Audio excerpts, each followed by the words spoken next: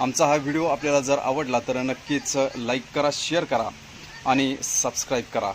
धन्यवाद. डॉक्टर पंजाबराव देशमुख नैसर्गिक शेती अभियानांतर्गत आपल्याला सर्वांना 10 ड्रम थेरीज हा प्रोजेक्ट येणार आहे प्रत्येक कंपनीसाठी किंवा गटासाठी. यासाठी शासनाकडून आपल्याला जवळजवळ 1.5 लाखापर्यंत अनुदान असणार आहे प्रत्येक कंपनीला. या प्रत्येक कंपनीने आपल्या शेतात किंवा ज्या एकत्रित शेतात हा प्रोजेक्ट आपल्याला राबवायचा आहे प्रत्येक कंपनीने.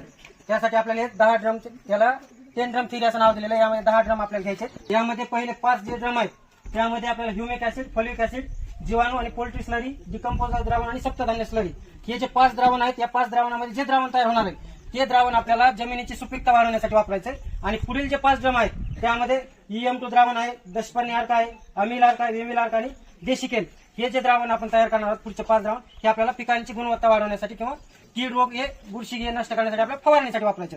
हे इथपर्यंत समजलं. पहिला जे ड्रम तयार करायचा आहे, ड्रम मध्ये आपल्याला ह्युमिक ऍसिड तयार करायचं आहे. ह्युमिक ऍसिड हे आपल्याला अशा पद्धतीने मिळू शकते समजा बाजारात. या ह्युमिक ऍसिडचं द्रावण तयार करायचं आपल्याला. त्यासाठी आपल्याला 500 लिटरचा प्लास्टिकचा ड्रम घ्यायचा आहे आणि 25 किलो हे पोटॅशियम ह्युमिक घ्यायचं ते आणि ते 475 लिटर पाण्यामध्ये मिसळायचे. याची तुम्हाला कृती सांगण्याची जर गरज असेल तर कृती पण सांगतो कशी आहे. हा, तर कृती आहे 500 लिटर ड्रम मध्ये 25 किलो ह्युमिक ऍसिड घ्यायचं, 475 लिटर पाण्यामध्ये ते मिसळून द्रावण तयार करायचं. त्याला काठीने किंवा ब्रोईने हलवायचं आणि ते द्रावण आपल्याला वर्षभर वापरता येईल. तेवढं द्रावण तयार करायचं आपल्याला. याच्यामध्ये काय फायदे आपल्याला जमिनीचा कर्ब वाढण्यास मदत होते, जमिनीत सूक्ष्मजीवांचे प्रमाण वाढते, अन्नद्रव्याची उपलब्ध होते आणि खतांची 50% विशेष म्हणजे बचत होते. ह्युमिक ऍसिड कसे आणि केव्हा वापरायचे ते पिकांच्या सर्व वाढीच्या अवस्थेत म्हणजे पीक वाढीच्या अवस्थेत, फुलांच्या अवस्थेत आणि फळ धरण्याच्या अवस्थेत यामध्ये याचा वापर आपल्याला करता येतो. यामध्ये कसं वापरायचं, एकरी 10 ते 20 लिटर ड्रीप मधून देता येते किंवा असाच ड्रम आपण ज्या ठिकाणी आपला पाठ चालू होतो पाणी देण्याचा त्या पाटाच्या वेळेस अशी चालू ठेवली आपण तरी आपल्याला ते देता येते. अशा पद्धतीने हे ह्युमिक ऍसिडचं द्रावण आपल्याला जमिनीसाठी वापरायचे.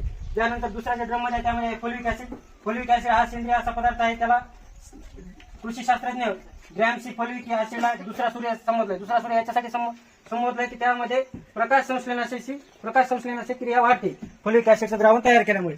तर याच्यासाठी आपल्याला साहित्य आहे 500 लिटरचा प्लास्टिकचा ड्रम, 7.5 किलो फॉलिक ऍसिड आणि 500 लिटरच्या ड्रम मध्ये 500 लिटर पाणी घ्यायचं.